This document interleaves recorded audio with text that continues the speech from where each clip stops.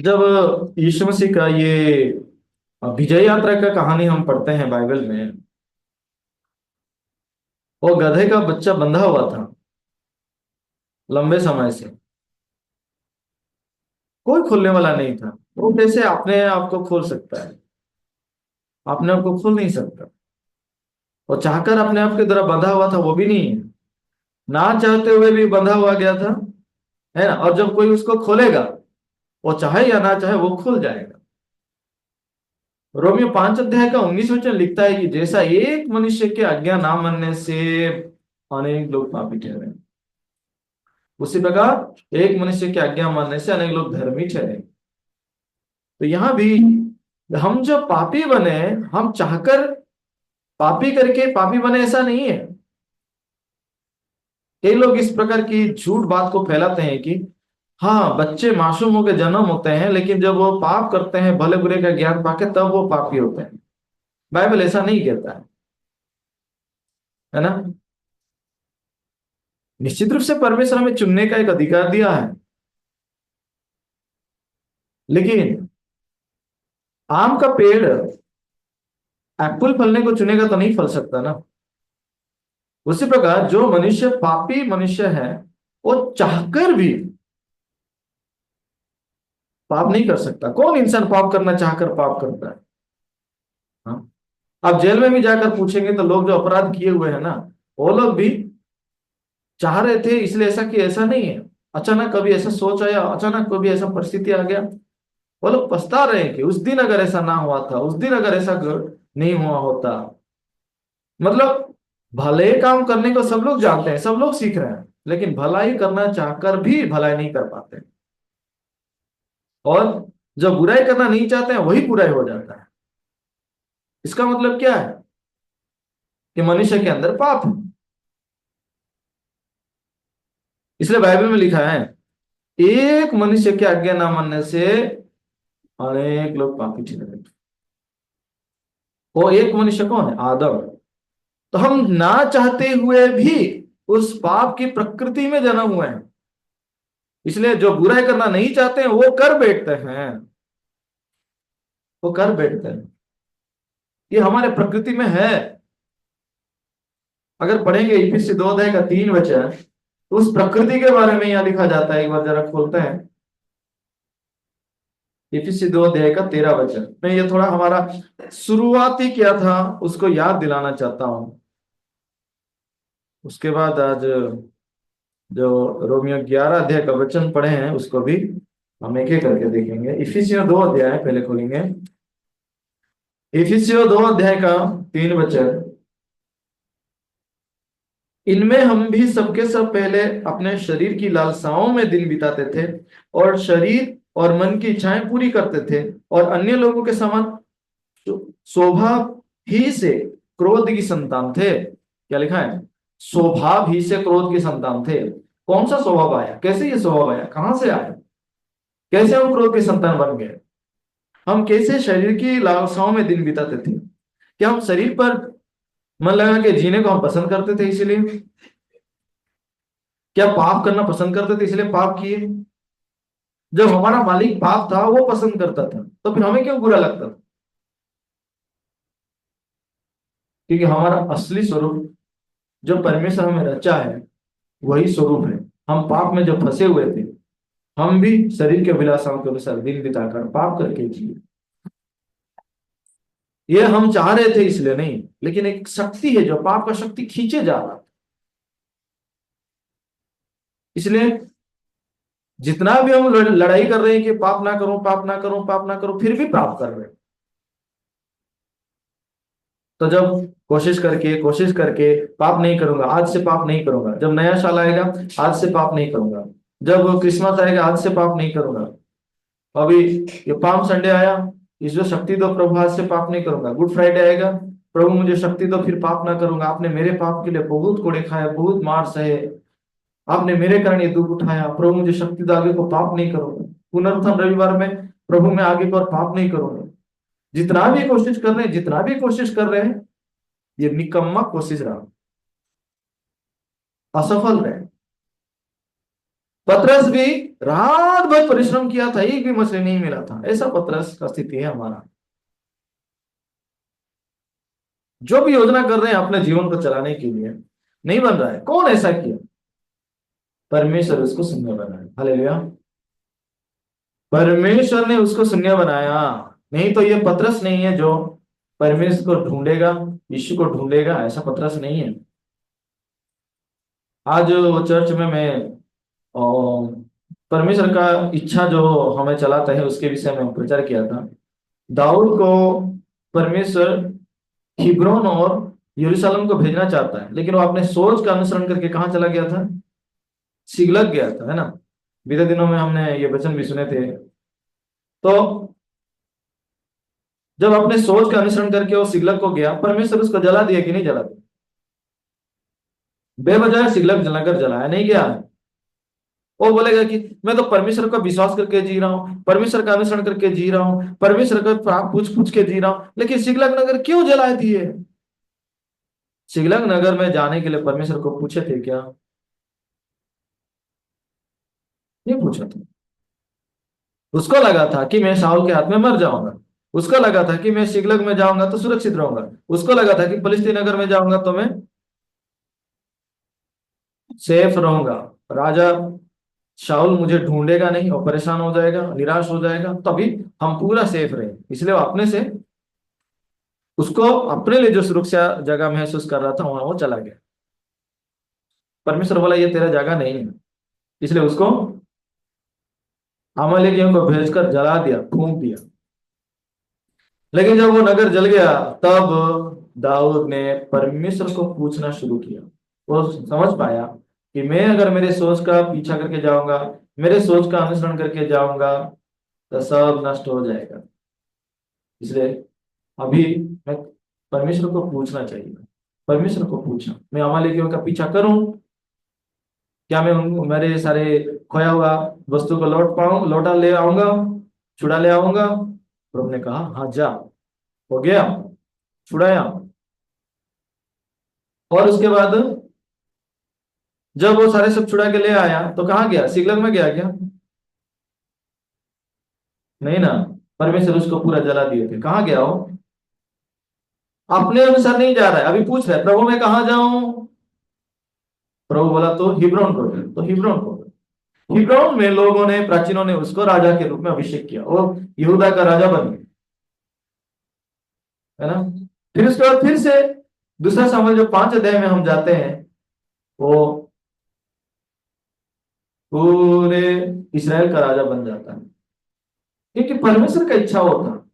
लेकिन परमेश्वर का इच्छा को ना देखकर जब अपने सोच का अनुसरण करके गया, तो उसको लगा था कि मैं अपने जीवन को सुरक्षा कर सकता हूँ, मैं अपने जीवन को बेहतर बना सकता हूँ, मैं अपने बीवी बच्चों को सुरक्षा दे सकता हूँ, ये साउल के हाथ से मैं ही अपने आप को बचा सकता हूँ। जो भी योजना किया था वो सोच का परिणाम सिगलक था, और परमेश्वर इसलिए सिगलक को जला दिया। सोच का अनुसरण करके जाएंगे तो ऐसा ही नगर जलने वाला नगर को बसाएंगे। ऐसा एक उदाहरण है लूत का। बाइबल में लूत के विषय लिखा है। लूत उत्पत्ति में 13 अध्याय में जो पढ़ते हैं, तो अब्राहम के साथ रह रहे के वो बहुत आशीष पाया था। वो अब्राहम का पीछा करके आया था तो बहुत आशीष पाया, बहुत धनी बन गया। लेकिन वो अब्राहम का साथ छोड़ दिया। और जब अब्राहम बोलता है कि हम तो एक साथ नहीं रह सकते, तेरे लोग मेरे लोग बहुत हो गए, तेरे पशुपालक मेरे पशुपालक झगड़ा करते हैं, तेरे जानवर को मेरे जानवर को खाने के लिए भरपूर घास नहीं है, ते काम करते हैं, अलग होते हैं। तू दाएं जाएगा तो मैं बाएं जाऊंगा, है ना। तो किधर जाएगा? तो आंखें उठाकर देखा, लिखा है। थोड़ा खोल के देखेंगे क्या? उत्पत्ति 19 अध्याय का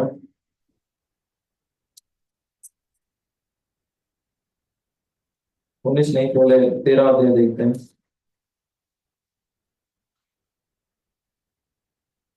उत्पत्ति 13 अध्याय का 10 वचन देखें। तब लूत ने आंख उठाकर यरदन नदी के पास वाली सारी तराई को देखा कि वो सब सींची हुई है। जब तक यहोवा ने सदोम और अमोरा को नष्ट ना किया था, तब तक सोर के मार्ग तक वो तराई यहोवा की वाटिका और मिस्र देश के समान उपजाऊ थी। परमेश्वर जो वेदन वाटिका बनाया था वो यहोवा की वाटिका कितना ही सुंदर था, है ना। अभी लूत जो आंखें उठाकर देखा, उसको ये यरदन नदी के पास वाली जो सारी तराई है वो कैसे दिख रहा है, सब सींची हुई दिख रहा है ना। और ये सदोम अमोरा की नगर के बारे में कह रहा है, तो ये पूरा नगर कैसे दिख रहा था, यहोवा की वाटिका के समान बहुत सुंदर दिख रहा है ना। इसलिए उसको लगा कि मैं अगर ये वाटिका में चला जाऊंगा, ये यरदन की तराई में जाऊंगा, तो हम हमारे पशु संपत्ति बहुत अच्छे से रहेंगे, बहुत सुरक्षित रहेंगे। इसलिए कहा गया वो, यह वही सदोम गमोरा में चला गया। किसने चुना, लूत ने चुना। सिगला को किसने चुना था, दाऊद ने चुना था। सदोम गमोरा किसने चुना था, लूत ने चुना था। इन दोनों में कुछ फर्क नहीं है, समझ रहे हैं क्या। दोनों ही सोच का अनुसरण करके जा रहे हैं। लेकिन 19 अध्याय जब हम पहुंच रहे हैं, 19 अध्याय में परमेश्वर सदोम गमोरा को जला दिया, है ना। परमेश्वर सदोम गमोरा को आग के द्वारा जला दिया।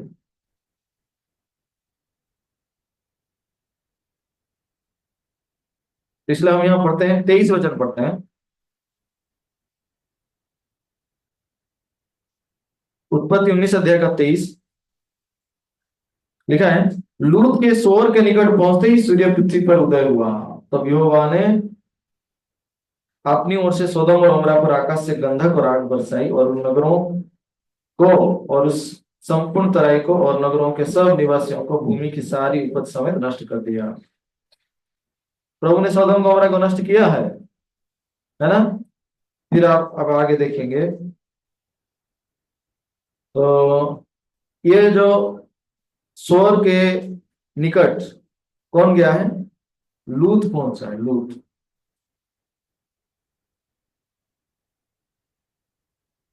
लूत कहाँ गया है, सोर को पहुंच रहा है। ये सोर के बारे में और जबरदस्ती परमेश्वर को मुझे वहां जाने दो, जाने दो, जाने दो, जाने दो बोलता रहा, तो परमेश्वर ठीक है वहां जाओ बोले। परमेश्वर ने उसको सोर को जाओ बोल के नहीं बोले थे, है ना।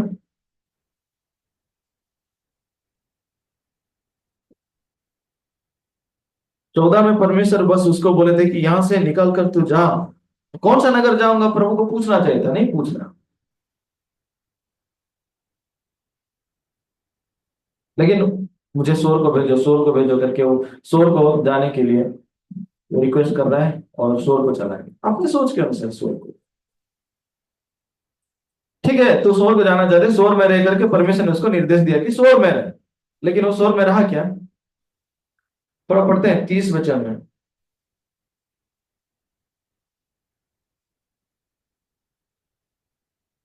फिर लूत ने सोर को छोड़ दिया और पहाड़ पर अपनी दोनों बेटियों समेत रहने लगा, क्योंकि वो सोर में रहने से डरता था। इसलिए वो और उसकी दोनों बेटियां वहां एक गुफा में रहने लगे। ये कहानी में ये घटना को जब हम देखते हैं, लूत भी डर के मारे सोर में नहीं रह रहा है। अगर प्रभु बोला तो सोर में रहे, तो सोर में रहना चाहिए ना। सोर में रहता तो उसके बेटियों के लिए शादी करवा सकता था वो, है ना। और वहां से नया अच्छे दामाद को पाके उनको प्रचार करके वो जी सकता था। लेकिन ऐसा नहीं, अपने सोच का अनुसरण करके और डर के मारे सोर को छोड़ के कहाँ चला गया, एक पहाड़ में, एक गुफा में चला गया। और गुफा में कौन रह रहा है, अकेले लूत, उसके साथ दो बेटी। और उस समय ये दोनों बेटियां बड़ा जघन्य पाप किया, अपने पिता को शराब पिला के उसके साथ सो के उन्होंने दो बच्चा जन्म दिया, आमोन और अमोन। और प्रभु ने इनको श्राप दिया, ये लोग कभी भी परमेश्वर के राज्य में प्रवेश नहीं करेंगे, उसका वंश खत्म। ऐसा क्यों, अपने सोच का अनुसरण किया। पहले तो उन्होंने जब सदोम गोमरा गया था अपने सोच का अनुसरण करके, तो उस समय परमेश्वर ने सोच सदोम गोमरा को जला दिया। तो जब सदोम गोमरा जल गया, तो जलने के बाद चाहिए नहीं था कि वो परमेश्वर को पूछ के दिए, नहीं पूछा। फिर स्वर को, जब परमेश्वर स्वर को भी दिए थे कि वहां तू रह ले बोल के, तो उसमें नहीं रह के वो गुफा में चला गया। कौन बोला था उसको गुफा में जाने, उसका सोच। वो डर के मारे, डर को जब नहीं जीत पाया, तो वो गुफा में चला गया। पहले एक बार 14 अध्याय में जब वो बंदी हुआ था, तो अब्राहम के लोग ने खबर पाकर उसको बचा लिया था। वो अब्राहम को भी अगर बुला लेता, मुझे डर लग रहा है, मैं शोर में रहने को डरता हूं, तो क्या अब्राहम उसको सहायता नहीं करता? पुकार नहीं रहा, इसलिए वो डर से जीत नहीं पाया। डर में फंस के जाके वो गुफा में रहकर पाप में दो बच्चों को जन्म दिया। भयंकर पाप, जो पारिवारिक रीत से बात करना भी शोभा नहीं देता है। ऐसे जघन्य पाप में अमन और मौत को जन्म दिया। यही फर्क है कि जब अपने सोच के अनुसरण करके जाते हैं, परमेश्वर दखल देता है। इसका नगर को जला दिया, सदोम गमरा को जला दिया, लेकिन लूत को बचाए जाने का मतलब क्या है? तू तेरे सोच का अनुसरण करके जो जा रहा है वो नगर जल जाएगा। तो अभी से तेरे सोच का अनुसरण ना करके मेरे वचन के द्वारा चल। लेकिन वो परमेश्वर का वचन के द्वारा ना चलाया जाकर फिर से अपने सोच को अनुसरण करके गुफा में चला जा। लेकिन इसका विपरीत राजा दाऊद को जब हम देख रहे हैं, वो अपने सोच का अनुसरण करके गया था, सिगलग गया था, लेकिन परमेश्वर जब सिगलग को आग से फूंक दिया और परमेश्वर को पूछना शुरू किया, प्रभु को पूछना शुरू किया, प्रभु ऐसा क्यों है? क्या मेरे को वापस मिलेगा? जो खोया हुआ मिल जाएगा मैं उसको? और जो लूट लिया गया है, मेरे बच्चे हैं, बीवी हैं, और ये 600 लोगों के बच्चे, बीवी, सारे धन जो लूट लिया गया है, क्या हम उसको वापस पाएंगे? क्या जाके हम उनका पीछा करें, आक्रमण करेंगे? जब परमेश्वर को पूछा, परमेश्वर बोला जाओ, तो उन्होंने जाकर आक्रमण कर लिया, जीत लिया और सब ले आए। आमीन कि नहीं? तो इसीलिए सोच में अगर आप एक बार चले गए थे तो अभी अभी अगर नहीं मन फिराएंगे, बड़ा दिक्कत है। खुद अनुभव करके वो सोच कितना खतरनाक हो सकता है, अगर अनुभव करके आएंगे ना, बड़ा दर्द होगा। समझ रहे हैं? हमारी छोटी बेटी है ना, ग्रेसी। ग्रेसी इधर उधर चुलबुली चुलबुली होकर क्या ना क्या पकड़ लेती है, क्या क्या क्या उठा लेती है। जब मगर ये क्या अगरबत्ती जलाए रहते हैं, मच्छर का अगरबत्ती, उसको भी पकड़ना चाहते हैं। ऐसा होता है कि नहीं बच्चे लोग? हाँ? कितना संभालेंगे, कितना रोकेंगे? हाँ? हाँ हो जाएगा, उधर मत जाना बोलने से उधर ही जा।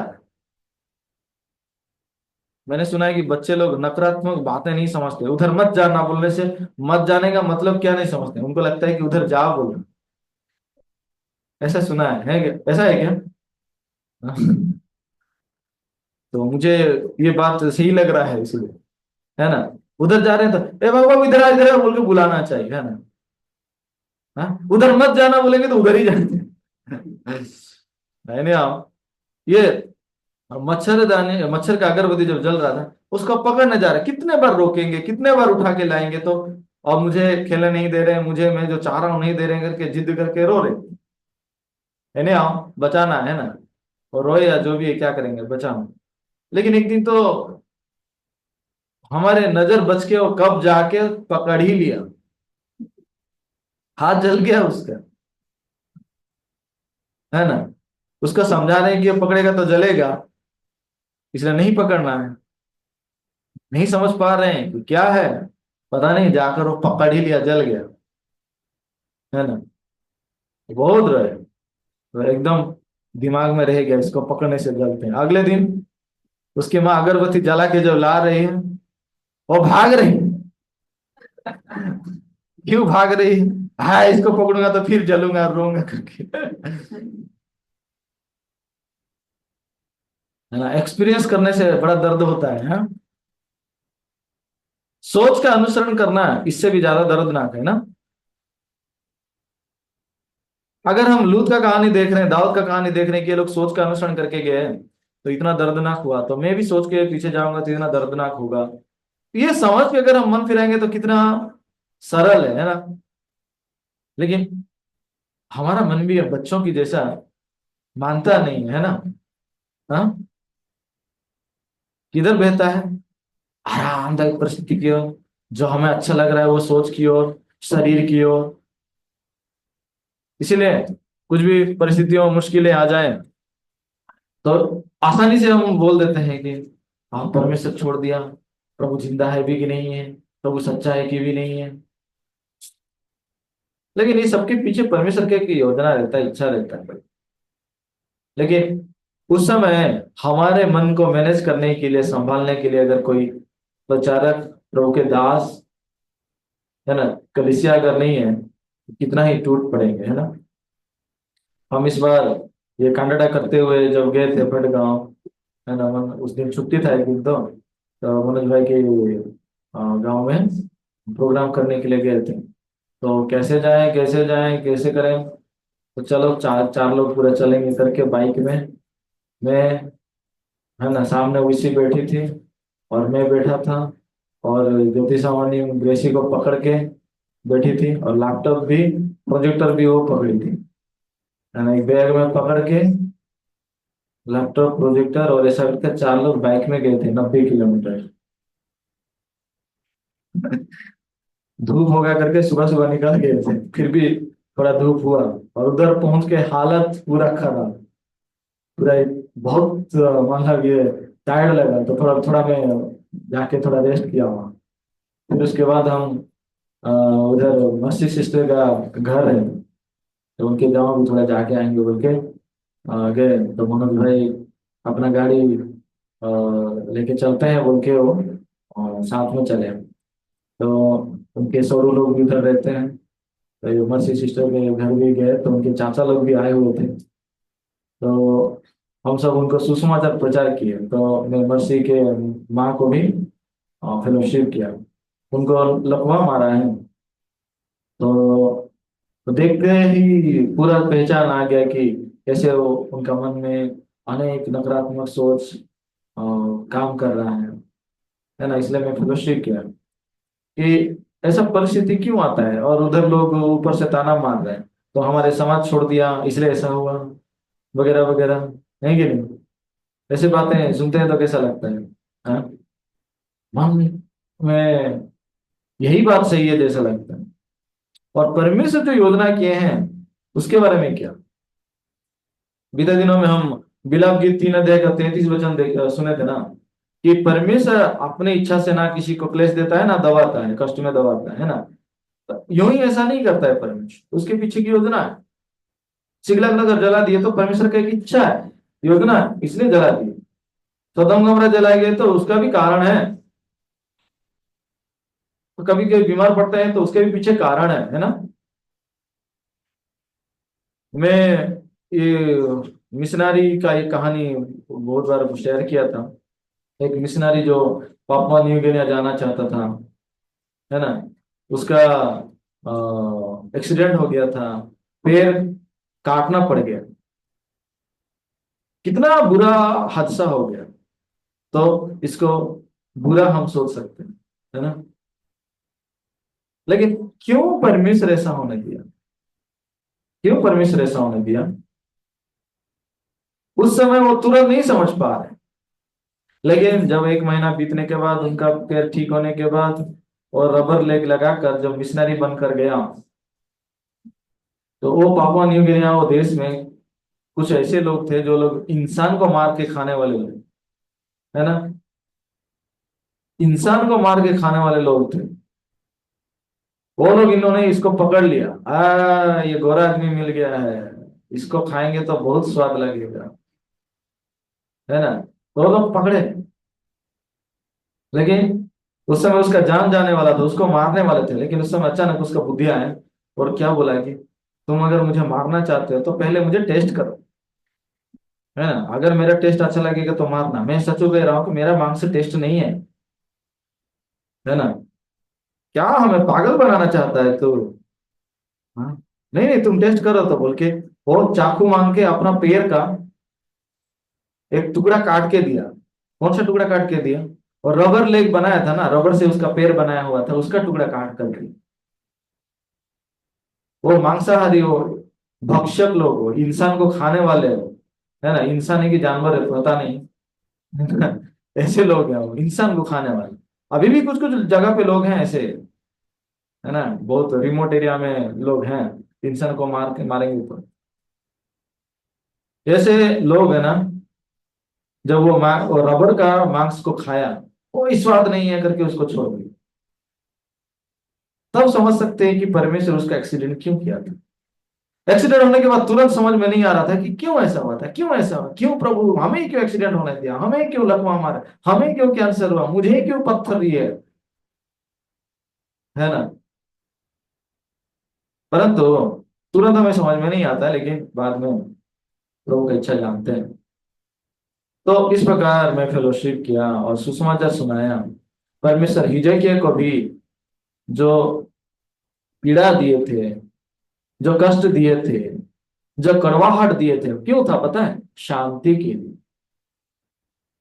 देख तूने मेरे शांति के लिए मुझे कड़वाहट दी करके यशाया 38 का 17 वचन में हिजकिय्याह गवाही दिया। तो मैं ये वचन को लेकर मसीह के नाम को फेलोशिप किया और बोला कि सबसे जरूरी बात क्या है। शरीर में जब तकलीफ होता है हमें कितना तकलीफ होता है, और मन में जो पाप रहेगा और मरेंगे, नरक जाएंगे तो कितना तरह तकलीफ होगा जानते हैं। हमारे यहाँ कल्पना सिस्टर के घर अशोक भाई के जो छत ढलाई हो रहा था, एक लेबर आई थी, वो प्रेयर करवाई कि उसका 22 साल का भाई खो गया। तो बहुत रो रही थी, तो मैं उनके लिए भी प्रेयर किया, उनको बताया कि जब अपने लोगों को हम खोते हैं कितना दर्द हो रहा है। सोचिए अपना आत्मा खोएंगे तो कितना दर्द होगा, हमेशा के लिए नरक में डाले जाएंगे तो कितना दर्द होगा। इसलिए पहले आपको पाप से छुटकारा पाना जरूरी है। तो उनको भी मैंने प्रचार किया था सुसमाचार। तो प्रभु यीशु हमारा आत्मा को पाप में जो खोया हुआ था उसको बचाने के लिए, उद्धार करने के लिए जगत में आए। हम जब निसहाय थे, बेसहारा थे, तब प्रभु यीशु हमें उद्धार दिया, अपने वचनों के द्वारा उद्धार दिया। ये वचन को विश्वास करने से हम धर्मी होते, पवित्र होते। प्रभु मुझे 2007 नवंबर 17 को उद्धार दिया और मुझे कलीसिया में जोड़ के अगुवाई करता रहा। मिशन स्कूल में आया 2009 में। उसके बाद 2014 में मेरा पास्टर अभिषेक हुआ और रायपुर आया 15 में। फिर सुसमाचार काम करते रहे और इधर 21 में बिलासपुर आया। 23 में मेरा पास्टर ऑर्डिनेशन हुआ सीनियर पास्टर का। फिर ऐसे सबका ही चल रहा है। लेकिन जब मैं पीछे जीवन को देख रहा हूँ, ये पतरस के जीवन की तरह मेरे जीवन में भी कई बार मैं परमेश्वर का उस इच्छा को भूल के, जब परिस्थिति मुश्किलें थोड़ा ऐसा लगा, तो उस समय परमेश्वर का इच्छा को भूल के मैं भी कभी कभी कभी परीक्षा में पड़ा। ऐसा परिस्थिति में पहुंचा था कि और मैं शिवका नहीं कर पाऊंगा। उसका मुख्य बात क्या था कि जब हम अ,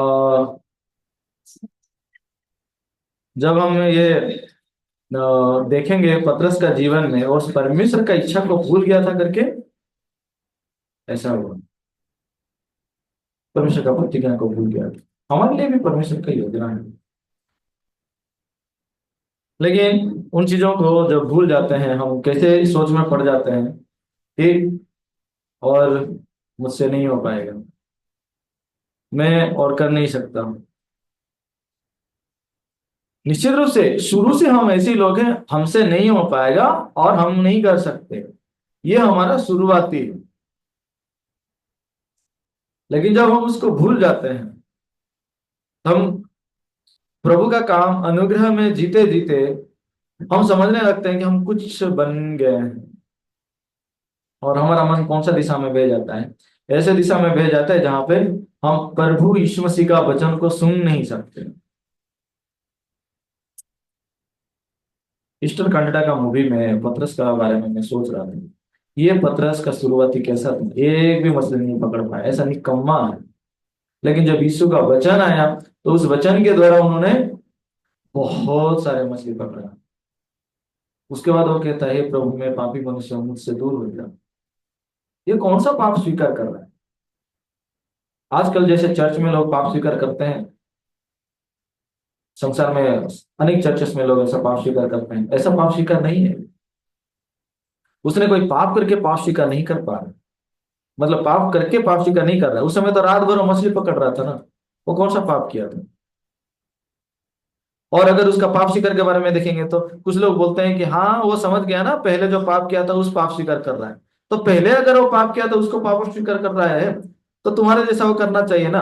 हे प्रभु, मैं पापी मनुष्य हूँ, मैंने बहुत चोरी किया, मैंने झूठ बोला, मैंने गुस्सा कर दिया, मेरे पापों को क्षमा कर दो प्रभु, ऐसा बोल नहीं रहा है ना। पतरस का पाप स्वीकार बहुत सीधा था। हे प्रभु, मैं पापी मनुष्य हूँ, मुझसे दूर हो जाओ। क्या समझ पाया हो? यीशु मसीह के वचन के द्वारा, यीशु मसीह के वचन के द्वारा ही उन्होंने अनेक मछलियों को जो पकड़ पाया, उसके द्वारा ये जानने पाया कि मैं जो जीवन जी रहा हूं यीशु के बिना, ये जीवन पाप का जीवन है। यीशु के बिना जो मैं जीवन जी रहा हूं वही पाप का जीवन है। मेरा मालिक खुद बन के जी रहा हूं, मैं यीशु के बिना अच्छे से करने की जो सोच के जी रहा हूं यही पाप है। लेकिन आज रात मैं समझ गया, यीशु के वचन के बिना, यीशु के अनुग्रह के बिना एक भी मछली मैं नहीं पकड़ सकता।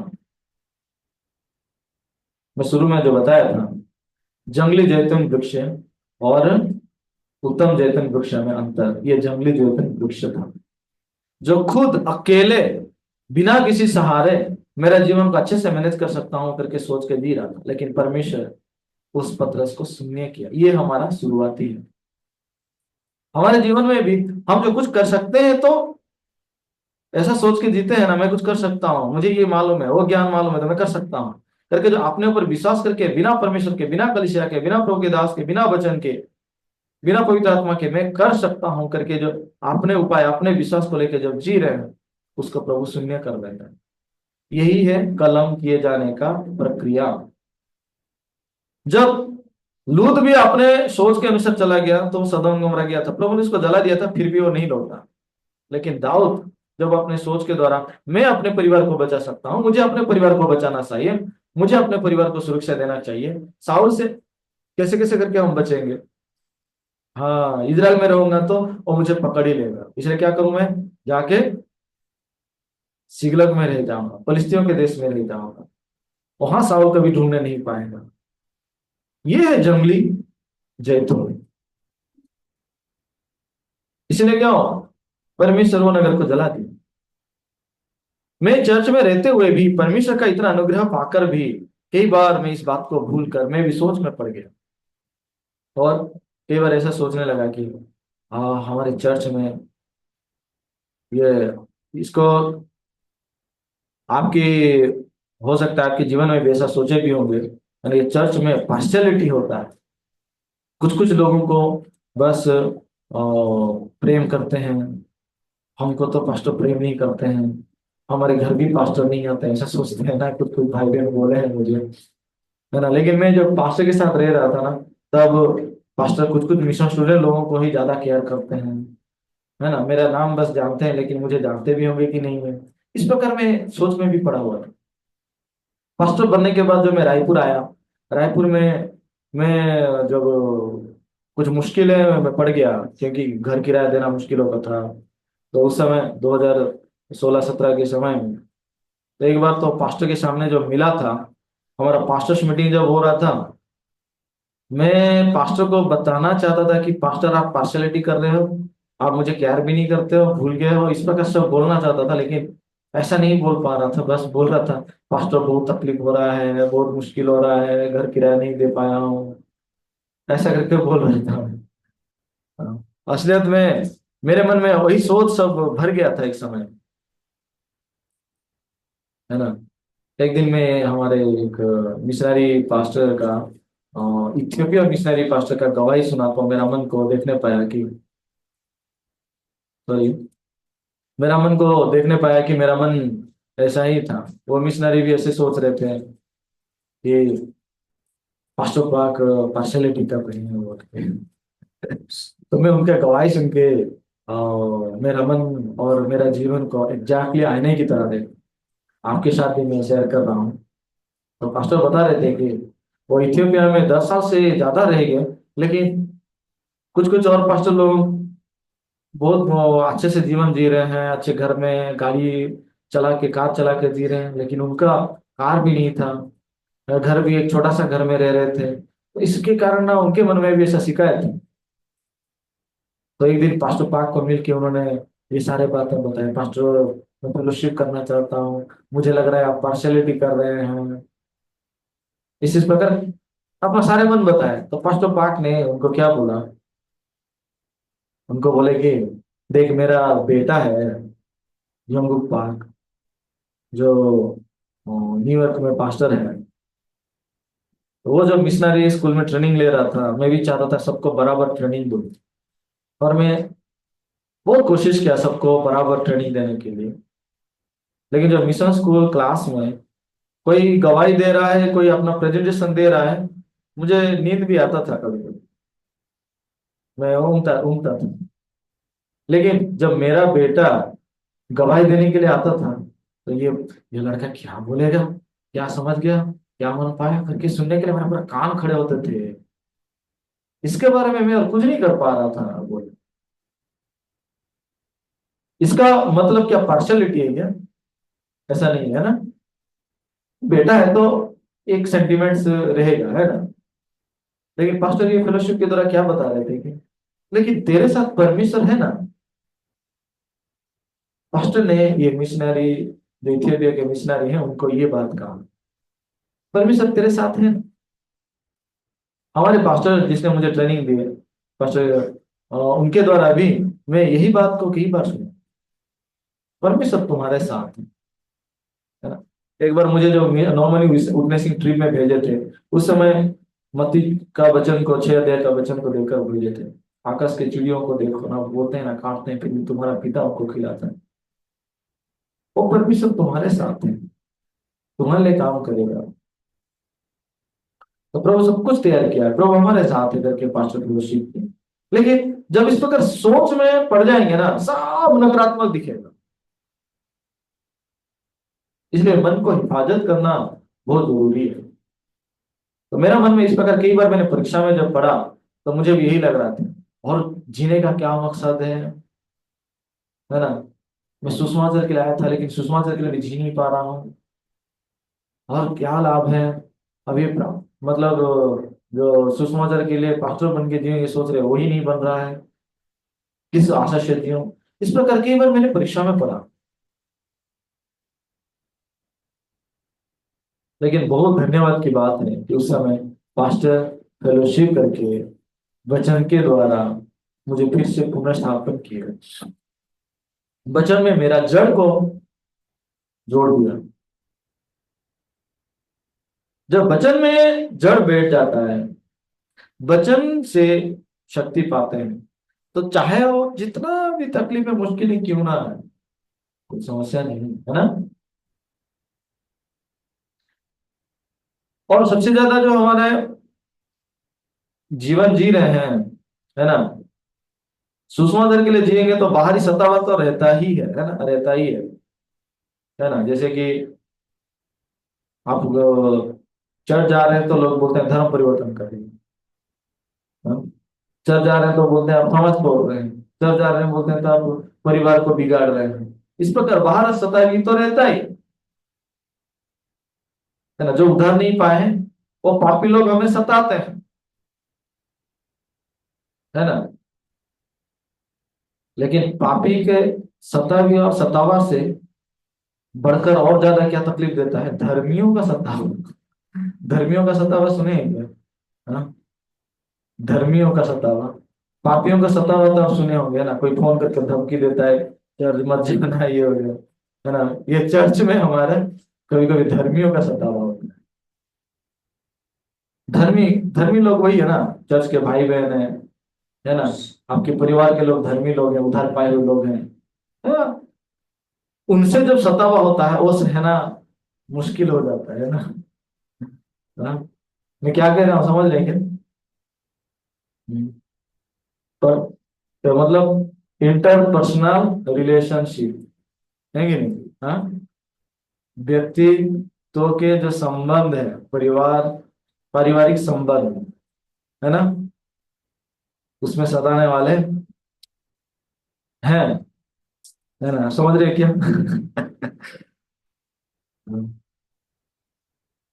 कभी कभी लगता था कि मेरा मिसेस मुझे समझ नहीं रहा है, हाँ, कभी कभी लगता है पास्टर समझ नहीं रहे हैं, ये चीजें को बैलेंस करना समझना मुश्किल हो रहा है। इसलिए ना मैं भी बहुत तकलीफ में रहा। लेकिन जब चर्च में हैं तो जब इस प्रकार मुश्किलें इन बातों को लेकर जब हम फेलोशिप करते हैं, हम देख सकते हैं कि वो जंगली जैतून के जैसे हम लोग जब साटे गए हैं, अभी हमें कौन पकड़ा है? उत्तम जैतून अगर हमें पकड़ा है तो कोई समस्या नहीं हमें।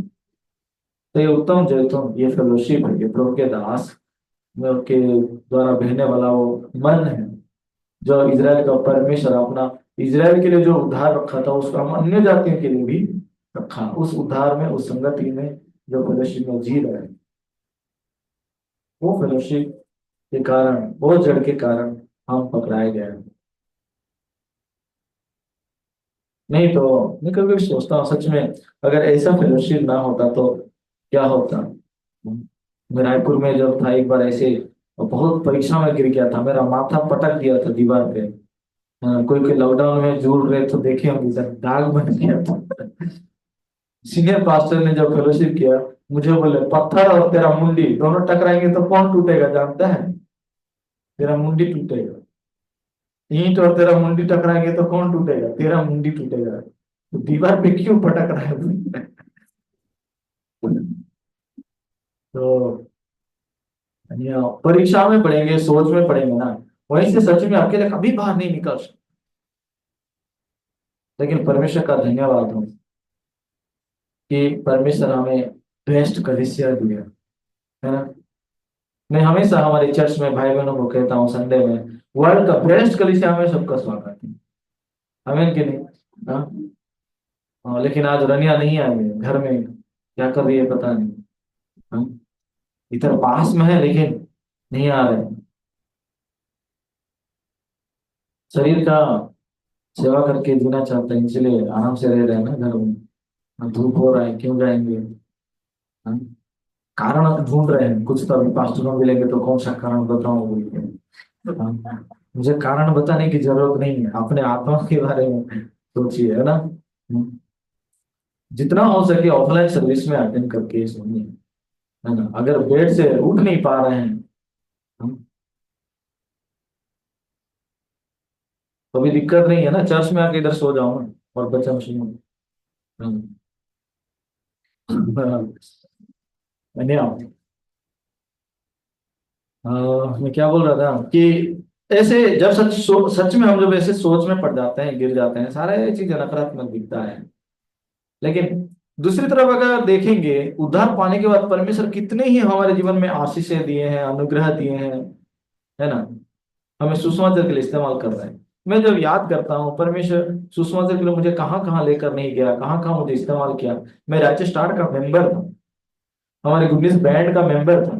परमेश्वर उसमें सुसमाचार के लिए इस्तेमाल किया। 2014 में जब पास्टर बन गया तो मैं कोरिया भी जाने पाया।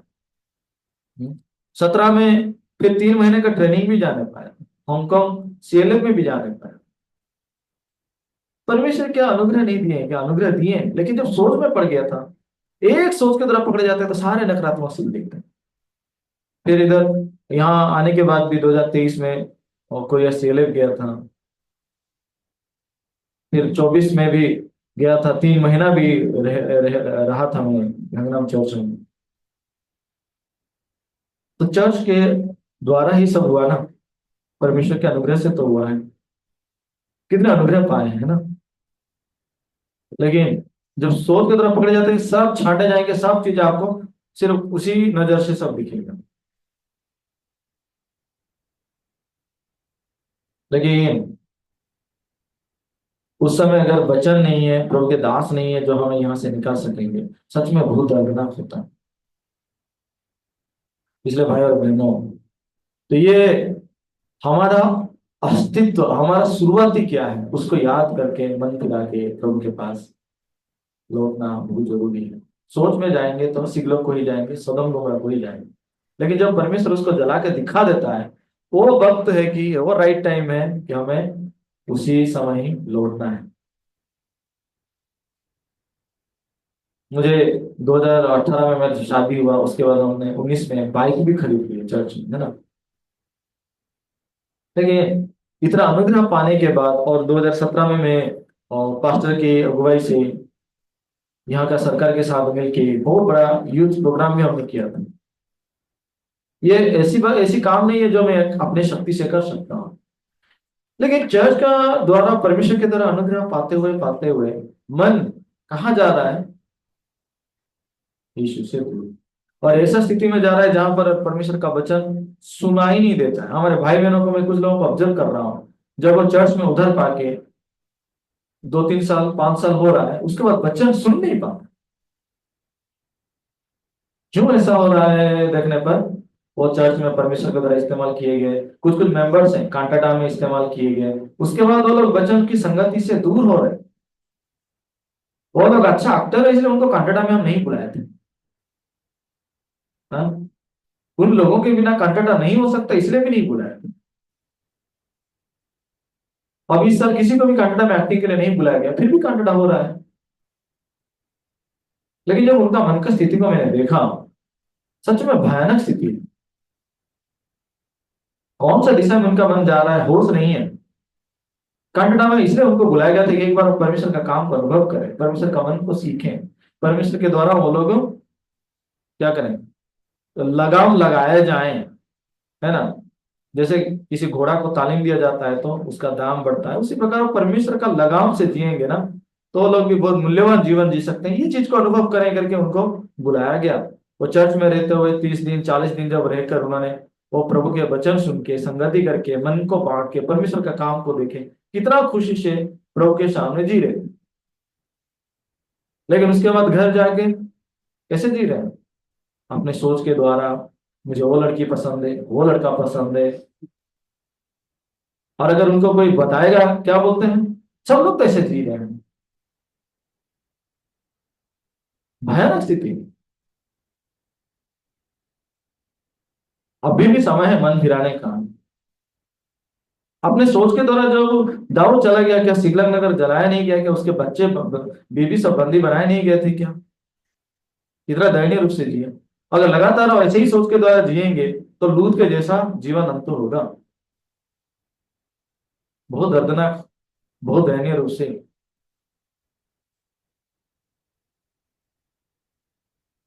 मैं जब इन बातों को सोचता हूँ, सच में परमेश्वर हमें मौका दे रहे हैं अपने कि प्रभु का मन के बारे में सोचें। हाँ? हो सकता है हम सुषमाचार के काम करते समय थोड़ा मुश्किलें आएगा, हो सकता है ना। हम जब दखल देंगे तो हमें अच्छा नहीं लगता है, लेकिन वो किस लिए है? हमारे मन के लिए ना, हमारे आत्मा के लिए ना। परमेश्वर अगर दाऊद के जीवन में दखल नहीं दिया था तो कहाँ दूर चला गया रहता हो।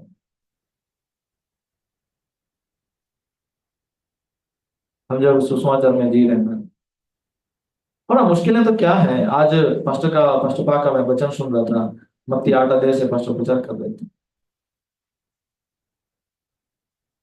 थोड़ा मुश्किलें तकलीफ है तो क्या है? हाँ, कोई तकलीफ नहीं है। परमेश्वर जब हमारे लिए काम करेंगे, परमेश्वर जब हमारे साथ है, हम ही काम कर सकते हैं, है ना। प्रभु हमें पकड़ा है कि नहीं है, इसको देखिए। हो सकता है अभी आपने सोच में थोड़ा गिर गए थे, हाँ मेरा सोच में मैं गिर गया था, मैं शैतान के पीछे चल रहा था करके प्रभु का मन से भी चले गए तो समस्या है क्या?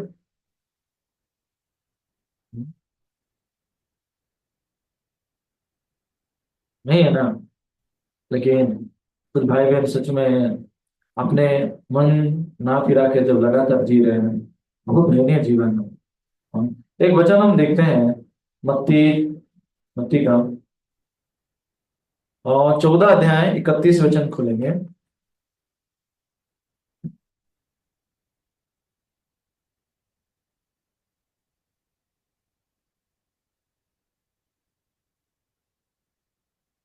मत्ती 14 अध्याय का 31 वचन खोलेंगे।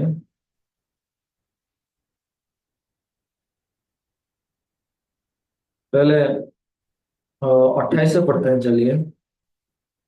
अम, पतरस ने उसको उत्तर दिया, है प्रभु, यदि तू ही है तो मुझे अपने पास पानी पर चलकर आने की आज्ञा दे। उसने कहा, आ। तब पतरस नाव पर से उतरकर यीशु के पास जाने को पानी पर चलने लगा, पर हवा को देखकर डर गया, और जब डूबने लगा तो चिल्ला कर कहा, हे प्रभु मुझे बचा।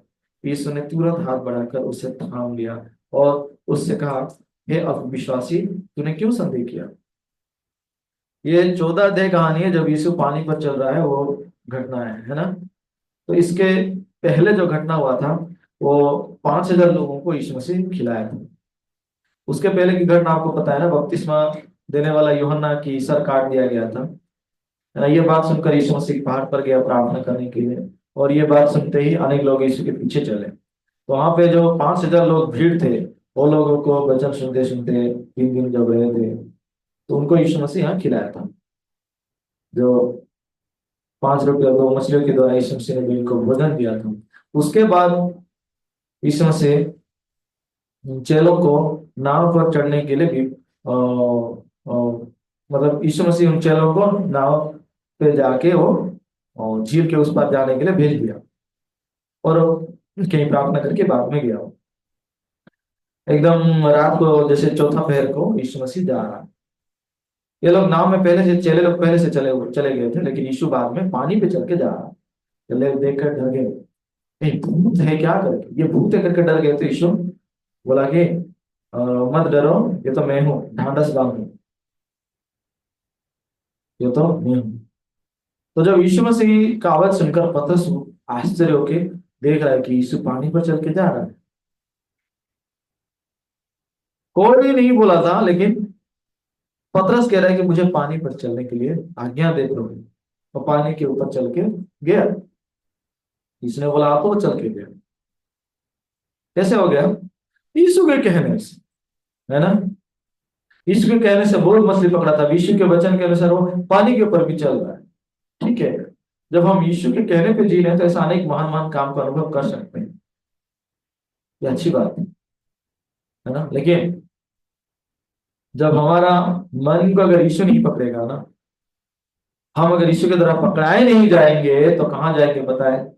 ऐसे मन की पोजीशन पे जाएंगे जहां यीशु का कोई वचन सुनाई नहीं देगा। तो मुझे इनकार करेगा बोलने से, सुन नहीं पा रहा था बाद में। अभी जो वचन पढ़े हम 14 का 30 में लिखा है, पर हवा को देखकर डर गया, और जब डूबने लगा तो चिल्लाकर कहा, हे प्रभु मुझे बचा। पतरस अभी क्यों डर रहा है? हवा को देखकर। यीशु जो उसको बुलाया, वो यीशु का वचन को देख के नहीं जी रहा है, हवा को देख के वो डर रहा है। लेकिन सबसे खुश बात क्या है, उन्होंने जब यीशु को पुकारा है प्रभु मुझे बचा, तो यीशु उसको बचाया कि नहीं बचाया? बचाया ना। तो हमारा परिस्थिति कैसा भी क्यों ना हो, आर्थिक संकट हो, बीमारी में है, यीशु को बुलाएंगे तो यीशु बचाएगा नहीं बचाएगा? हाँ बचाएगा। यीशु को नहीं बुलाकर, मुझे तो लगता है मैं साउल के हाथ में मर जाऊंगा इसलिए सिगरेट में जाऊंगा, मुझे तो लगता है सदोम गमरा में मैं बढ़िया से जी लूं। अगर अपने आपको जैसा लगता है वो सोच के अनुसार अगर जाएंगे तो नष्ट ही हैं। यीशु को पुकारने से यीशु वो बचाता है। इसलिए 31 में लिखा है, यीशु ने तुरंत हाथ बढ़ाकर उसे थाम लिया। मूल्यवान बात क्या है जानते हैं? यीशु उसको ये नहीं बोल रहा है कि हे अल्प विश्वासी, तूने क्यों संदेह किया, उसके बाद उसका हाथ पकड़ा, ऐसा नहीं है। यीशु ने उसका हाथ पकड़ा और बोल रहा है, हे अल्प विश्वासी, तूने क्यों संदेह किया। पहले यीशु हाथ पकड़ा, जब हाथ पकड़ा है उसके बाद उसको बोल रहा है अल्प विश्वासी। उसको अल्प विश्वासी बोल के हाथ नहीं पकड़ रहा, पहले से ही प्रभु ने उसको हाथ पकड़ा, पहले से ही प्रभु ने हमें थाम लिया। प्रभु जानता है। लेकिन क्या आज हम उस यीशु को जानते हैं जो हमें पकड़ा है? हम?